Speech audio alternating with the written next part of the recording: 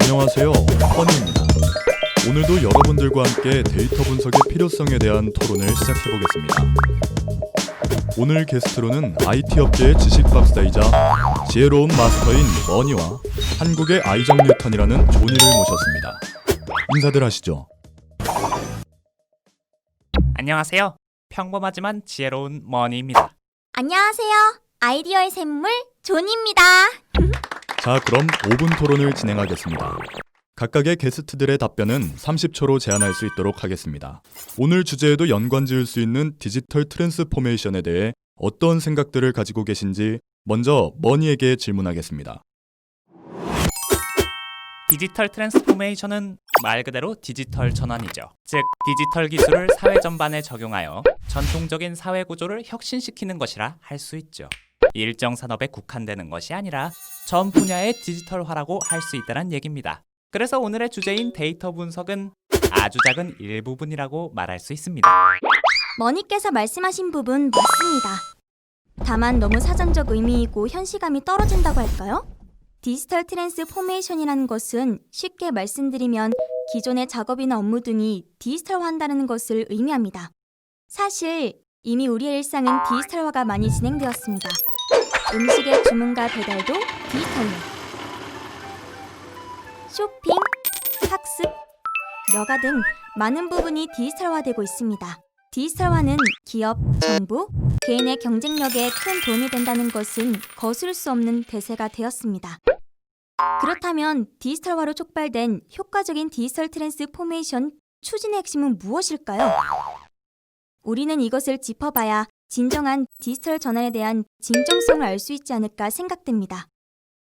저는 디지털 트랜스포메이션의 핵심 요인 중 하나로 데이터 분석을 당당히 얘기할 수 있습니다. 얘기 잘 들었고요. 메인 주제인 데이터 분석의 필요성과 확장성에 대한 논의를 해보도록 하겠습니다. 먼저 발언해서 조니에게 약간 밀린 느낌이 있는 머니에게 먼저 발언권을 드리겠습니다. 네. 데이터 분석 중요합니다. 저는 아까 발언에서 말씀드렸듯이 각각의 분야가 있다고 생각됩니다.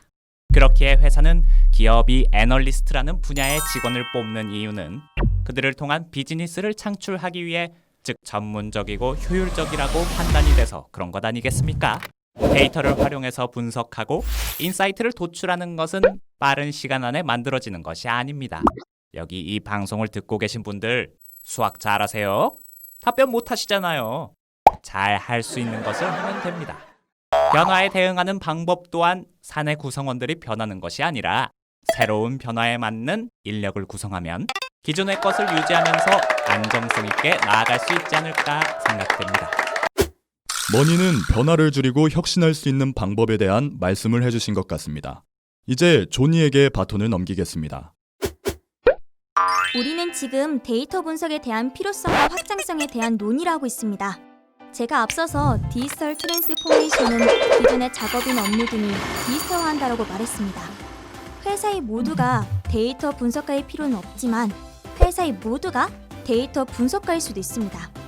가장 근접한 곳인 업무에서 만들어지는 우리 주변의 데이터, 엑셀, 메모, 이메일 등을 잘 분석한다면 우리는 인사이트를 얻는 것과 함께 성과도 높일 수 있습니다. 디지털 전환이 되는 주체는 회사와 회사의 구성원들 모두의 미션입니다. 한쪽으로 치우쳐도 안 되고 균형을 계속 유지하면서 발전해 나가야겠죠. 조니님, 그럼 분석가라고 하면 애널리스트로서 전문직이라고 볼 수 있는데 전공도 업무 분야도 다른 회사의 구성원들을 어떻게 변화시킬 수 있을지 의문입니다. 애널리스트. 분석가의 눈높이를 측정할 수 있나요? 기준점을 잡아 무조건적으로 분석가로 만들 수는 없습니다. 제 말의 포인트는 업무나 보고서부터 뇌피셜을 오피셜을 바꿀 수 있는 능력 분석에 따른 인사이트를 발견해서 시행착오를 줄일 수 있는 방법 등 업무에서 근거를 바탕으로 한 전문성을 갖추자는 얘기입니다. 4차 산업혁명 시대의 디지털화를 통한 양질의 데이터들이 계속 만들어지고 있습니다. 저희는 이것을 빅데이터라고 부릅니다. 디지털화의 산물인 데이터를 잘 분석하는 것을 통해서 인사이트를 얻을 수 있고, 이 인사이트는 보다 효과적인 디지털 트랜스포메이션에 사용되는 선순환을 기대할 수 있습니다. 사무실에서는 업무가 컴퓨터를 통해 이루어지며 데이터가 축적됩니다. 이 데이터를 사용해서 우리는 인사이트를 발견하게 되고, 이를 통해서 업무가 개선되면 효과적인 디지털 트랜스포메이션을 추구할 수 있습니다. 우리가 최근 자주 듣는 머신러닝과 딥러닝이라는 용어는 멀리 떨어져 있는 것 같지만 한편으로는 매우 가깝게 있습니다. 데이터 분석을 학습하면 우리의 데이터의 오픈소스를 통해 우리가 직접 분석하고 인사이트를 얻어서 우리의 업무를 개선할 수 있습니다.